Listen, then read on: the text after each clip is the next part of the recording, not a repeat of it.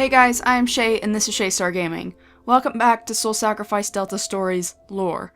This is part 2 of the series. The story that I'm going to be reading today is found within the game in Librom, under History and Myth, and then History. Once upon a time, this land was inhabited solely by a tribe known as the Druids. They had the power to manipulate the world around them, bending it to their will. Everything in the land was under their control. Trees, earth, and water, sheep, cows, and goats. A modern observer would consider it nothing short of miraculous. Little did the Druids know, however, that their period of domination was soon to end.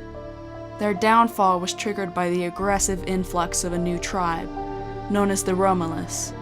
Though the Druids were a gentle folk, no tribe can remain peaceful when its existence is under threat.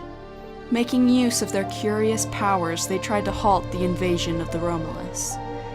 The conflict that followed would become known as the Olympian War. The mysterious powers possessed by the Druids caused the Romulus to tremble with fear.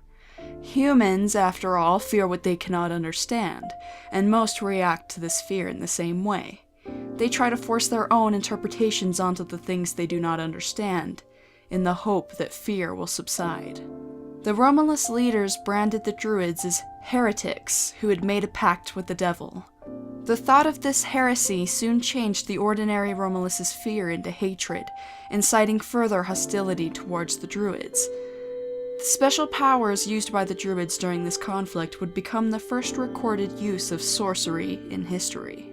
But they say that the Druids' magical powers came at a price, and took a great toll on their bodies, which would start to decay as if cursed.